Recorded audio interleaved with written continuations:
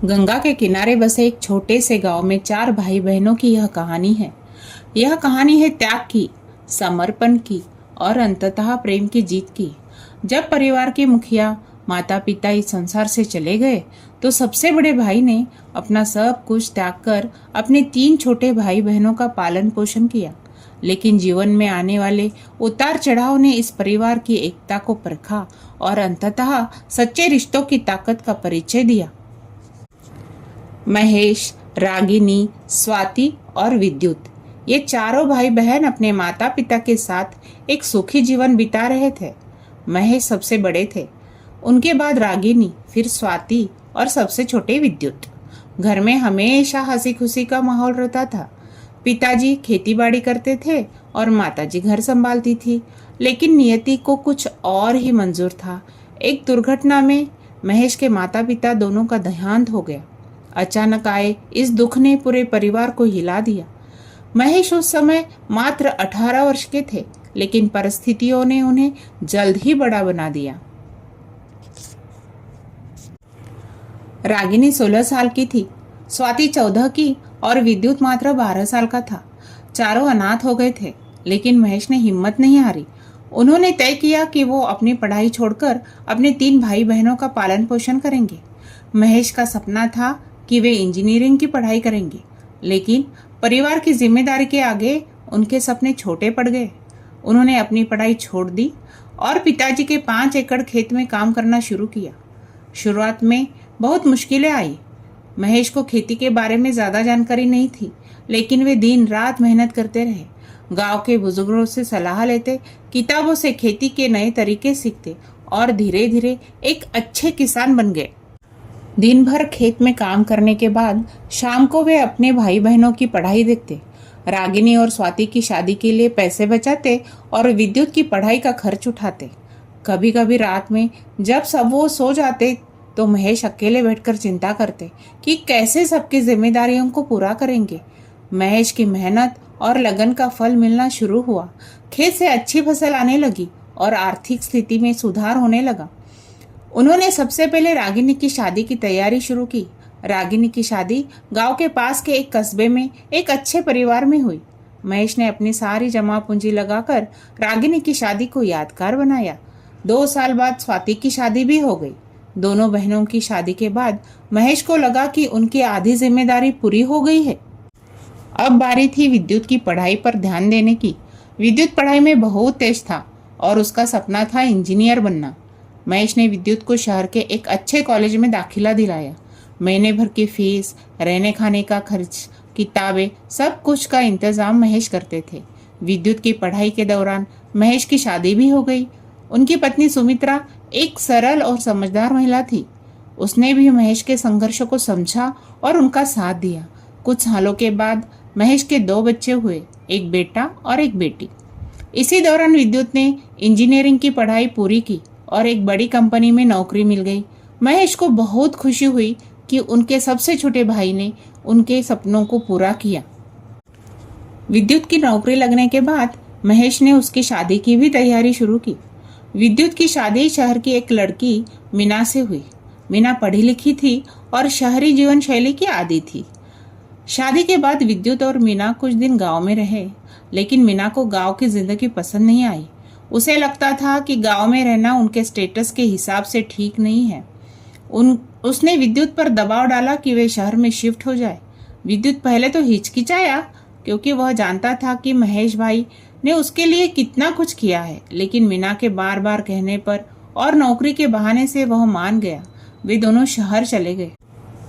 शुरुआत में विद्युत अक्सर गांव आता था और महेश भाई से मिलता था, लेकिन धीरे धीरे मीना ने उसे समझाया कि अब वे एक अलग स्तर पर पहुंच गए हैं और उन्हें अपने भविष्य पर ध्यान देना चाहिए। मीना का कहना था कि गांव वालों से ज्यादा मेलजोल रखना उनकी इमेज के लिए अच्छा नहीं है। वह महेश को भी हीन दृष्टि से देखती थी, क्योंकि वह एक किसान था और उनके पास शहरी तौर तरीके नहीं थे।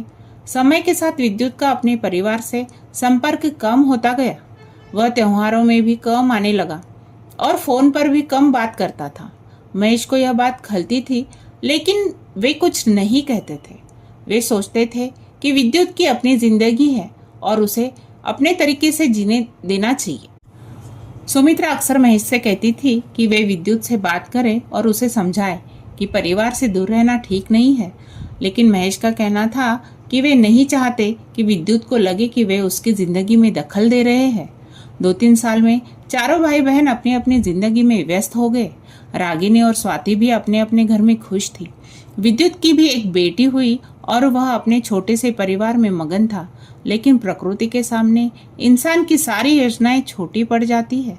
लगातार 2-3 साल तक या तो बाढ़ आई या सूखा पड़ा। महेश की फसल बार बार खराब होने लगी। पहले साल उन्होंने अपनी जमा पूंजी से काम चलाया, दूसरे साल थोड़ा कर्ज लिया, लेकिन जब तीसरे साल भी फसल खराब हुई तो स्थिति गंभीर हो गई। महेश पर कर्ज का बोझा बढ़ता गया। साहूकार और बैंक वाले दबाव डालने लगे। घर का खर्च चलाना भी मुश्किल हो गया। सुमित्रा रोज महेश से कहती थी कि वे विद्युत से मदद मांगे, वह तुम्हारा भाई है और तुमने उसके लिए इतना कुछ किया है, अब जरूरत के समय वह तुम्हारी मदद करेगा। लेकिन महेश का जवाब हमेशा एक ही होता था, मैं उससे कुछ नहीं मांगूंगा, वह अपनी जिंदगी में खुश है। स्थिति और भी गंभीर हो गई जब महेश की बेटी की शादी का समय आया। लड़की अब शादी के लायक हो गई थी और एक अच्छे घर में रिश्ता भी आया था, लेकिन शादी के लिए पैसों की जरूरत थी जो महेश के पास नहीं था। महेश ने और कर्ज लिया। उनका कुल कर्ज अब 3 गुना हो गया था। रात दिन चिंता में डूबे रहते थे। बालों में सफेदी आ गई थी और चेहरे पर हमेशा परेशानी की लकीरें दिखती थी। सुमित्रा की हालत भी खराब हो गई थी। वह दिन रात रोती रहती और महेश से कहती कि अब वे विद्युत से मदद मांगे, लेकिन महेश का अहंकार और स्वाभिमान उन्हें ऐसा करने नहीं देता था। रागिनी और स्वाति को जब महेश की हालत का पता चला तो वे बहुत परेशान हुई। उन्होंने अपने अपने पति से बात की और जितनी मदद कर सकती थी उतनी की, लेकिन यह काफी नहीं था। स्वाति ने रागिनी से कहा, दीदी, महेश भाई की हालत देखकर मेरा दिल टूट रहा है। उन्होंने हमारे लिए अपना सब कुछ त्याग दिया और आज जब उनकी जरूरत है तो विद्युत कहीं नजर नहीं आ रहा। रागिनी का जवाब था, हाँ स्वाति, मुझे भी यह बात खल रही है। विद्युत को यह नहीं भूलना चाहिए कि वह आज जो कुछ भी है वह महेश भाई की वजह से है। दोनों बहनों ने तय किया कि वे विद्युत से बात करेंगी और उसे समझाएंगी कि परिवार के लिए कुछ करना उसकी जिम्मेदारी है। स्वाति ने तय किया कि वह शहर जाकर विद्युत से मिलेगी। उसने अपने पति को समझाया और शहर जाने की तैयारी की। रागिनी ने भी साथ आने की इच्छा जताई, लेकिन स्वाति ने कहा कि वह अकेले ही जाएगी ताकि विद्युत को यह न लगे कि वे सब मिलकर उस पर दबाव डाल रहे हैं। स्वाति शहर पहुंची और विद्युत के घर गई। विद्युत उसे देखकर खुश हुआ, लेकिन मीना के चेहरे पर खुशी के भाव नहीं थे। वह समझ गई थी कि स्वाति किसी काम से आई है। विद्युत ने स्वाति का स्वागत किया और पूछा कि अचानक कैसे आना हुआ। स्वाति ने कहा कि वह बहुत कुछ दिनों से मिलना चाहती थी और आज समय मिला तो चली आई। शाम को जब मीना अपने काम में व्यस्त थी तो स्वाति ने विद्युत से पुराने दिनों की बात करना शुरू की। उसने कहा, विद्युत, क्या तुम्हें वे दिन याद है जब माँ पापा नहीं थे और महेश भाई हमारा ख्याल रखते थे? विद्युत की आंखों में आंसू आ गए। उसने कहा, हाँ दीदी, कैसे भूल सकता हूँ। महेश भाई ने अपना सब कुछ छोड़कर हमारा पालन पोषण किया। स्वाति ने कहा, तुम्हें याद है कि तुम्हारी फीस के लिए वे कैसे कैसे जुगाड़ करते थे? कभी कभी तो उन्होंने अपना खाना तक छोड़ दिया था ताकि तुम्हारे लिए पैसे बचा सके। विद्युत को लगा जैसे कोई उसके दिल पर वार कर रहा हो। उसने कहा, दीदी, मैं तो महेश भाई का एहसान कभी नहीं भूल सकता। वे मेरे लिए भगवान के समान हैं। स्वाति ने कहा, तो फिर इतने दिनों से तुम उनसे मिले क्यों नहीं? वे तुम्हारा इंतजार करते रहते हैं। विद्युत ने अपना सिर झुकाया और कहा, दीदी, मैं जानता हूँ कि मैंने गलती की है, लेकिन मीना चाहती है कि हम अपनी अलग जिंदगी जिए। स्वाति ने कहा, विद्युत, परिवार से दूर रहकर कोई खुश नहीं रह सकता, और फिर महेश भाई की हालत तुम्हें पता भी नहीं है। विद्युत ने चौंकते हुए पूछा, क्या मतलब? महेश भाई को क्या हुआ है? स्वाति ने धीरे धीरे महेश के आर्थिक समस्याओं के बारे में बताया। कैसे लगातार फसल खराब होने से वे कर्ज में डूब गए और कैसे उनकी बेटी की शादी सामने है लेकिन पैसे नहीं है। विद्युत को लगा जैसे आसमान उसके सिर पर गिर पड़ा हो। उसने कहा, दीदी मुझे तो पता ही नहीं था, महेश भाई ने मुझसे कुछ नहीं कहा। स्वाति ने कहा, वे तुमसे कैसे कहते, उनकी तो यह आदत है कि वे किसी से कुछ नहीं मांगते। लेकिन विद्युत, अब समय आ गया है कि तुम उनकी मदद करो। विद्युत की आंखों से आंसू बहने लगे। वह समझ गया कि उसने कितनी बड़ी गलती की है। उसे लगा कि वह महेश भाई का कितना बड़ा एहसान भूल गया है। रात भर वह सो नहीं सका। उसके सामने महेश भाई के चेहरे की तस्वीर घूमती रही।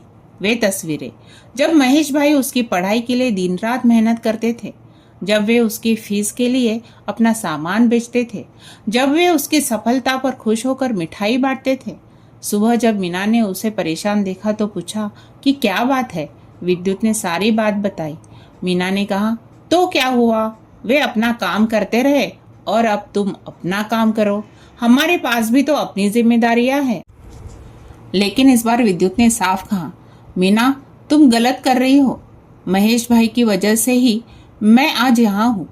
अगर वे नहीं होते तो मैं कुछ भी नहीं होता। अब उनकी मदद करना मेरा फर्ज है। विद्युत ने अपने दफ्तर में छुट्टी ली और गांव जाने का फैसला किया। मीना ने बहुत मना किया, लेकिन विद्युत का फैसला पक्का था। उसने कहा, मीना मैं तुमसे प्यार करता हूँ, लेकिन मैं अपने परिवार को नहीं छोड़ सकता। महेश भाई ने मेरे लिए अपना सब कुछ त्याग दिया था, अब मेरी बारी है। विद्युत ने अपनी कुछ जमा पूंजी निकाली और गांव के लिए निकल पड़ा। रास्ते भर उसे लग रहा था कि वह बहुत देर कर चुका है। जब वह गांव पहुंचा तो महेश को खेत में काम करते देखा। महेश का चेहरा सूखा हुआ था और वे बहुत कमजोर लग रहे थे। विद्युत का दिल भरा आया।